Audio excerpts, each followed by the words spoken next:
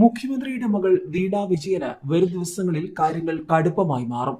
മുഖ്യമന്ത്രിയുടെ മകൾ വീണ വിജയന്റെ എക്സാലോജി കമ്പനി ഉൾപ്പെടെയുള്ളവയുമായി CMRL നടത്തിയ സാമ്പത്തിക ഇടപാടിൽ 3 വർഷം മുൻപേ പ്രാഥമിക വിവരശേഖരണം നടത്തിയതിനാൽ അന്വേഷണത്തിന്റെ രണ്ടാം ഘട്ടം ഇഡിക്ക് എളുപ്പമാകും.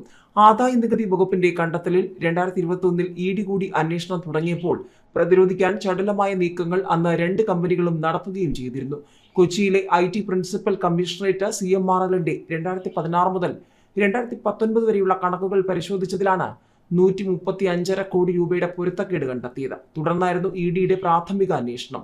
CMRLുമായി ഇടപാട് നടത്തിയ കമ്പനികളിൽ നിന്നും മൊഴിയെടുത്തു. ആദായ നികുതി വകുപ്പിന്റെ അന്വേഷണ റിപ്പോർട്ട് പുറത്തുവന്നതിന് പിന്നാലെയാണ് പ്രവർത്തനം താൽക്കാലികമായി മരവിപ്പിക്കാൻ എക്സാലോജി കമ്പനി ബംഗളൂരുവിലെ രജിസ്ട്രാർ ഓഫ് കമ്പനീസിനെ സമീപിക്കുന്നത്. 2022 നവംബറിൽ പ്രവർത്തനം മരവിപ്പിച്ചു. വീണയുടെ കമ്പനിക്ക് വായ്പയായി 78 ലക്ഷം രൂപ നൽകിയ ശശിധരൻ കർത്തായ്ക്ക് പങ്കാളിത്തമുള്ള എംപവർ ഇന്ത്യ കമ്പനിയും ഈ കാലയളവിൽ പ്രവർത്തനം അവസാനിപ്പിച്ചു. ആദായ നികുതി വകുപ്പിന്റെ കണ്ടെത്തലിനെതിരെ CMRL ഇന്ററിം സെറ്റിൽമെന്റ് ബോർഡിനെ സമീപിച്ചു.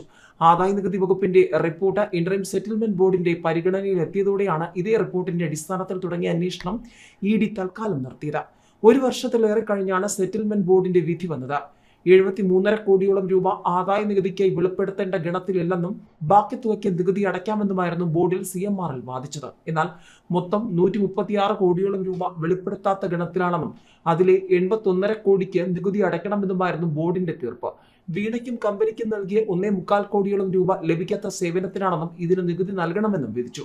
ഇതിനു പുറമെ പിഴ ചുമത്തുന്നതിൽ നിന്നുള്ള സംരക്ഷണവും അനുവദിച്ചു. എന്നാൽ ബോർഡിന് മുൻപിൽ നൽകിയ കണക്കിലും രേഖയിലും കളവോ കൃത്രിമമോ നടന്നുവെന്ന SFIO ഇഡി അന്വേഷണത്തിൽ ബോധ്യപ്പെട്ടാൽ ഈ സംരക്ഷണം നഷ്ടമാകും. ഇതിനിടെ എക്സാലോജിക്കുമായി സാമ്പത്തിക ഇടപാട് നടത്തിയ 12 കമ്പനികളിൽ 6 എണ്ണത്തിന്റെ പ്രതിനിധികളോട് മൊഴി നൽകാൻ ഹാജരാകാൻ സീരിയസ് ഫ്രോഡ് ഇൻവെസ്റ്റിഗേഷൻ ഓഫീസ് നിർദ്ദേശിച്ചു. നോട്ടീസിന് മറുപടി നൽകാനുള്ള സമയപരിധി 15-ന് അവസാനിച്ചിരുന്നു. ചില കമ്പനികൾക്ക് ആവശ്യപ്രകാരം കൂടുതൽ സമയം അനുവദിച്ചിട്ടുണ്ട്. SFIO അന്വേഷണത്തിന് കാരണമായ ഷോൺ ജോർജിന്റെ ഹർജിയും അന്വേഷണത്തിനെതിരെ KSIDC സമർപ്പിച്ച ഹർജിയും 5-ന് ഹൈക്കോടതി വീണ്ടും പരിഗണിക്കും.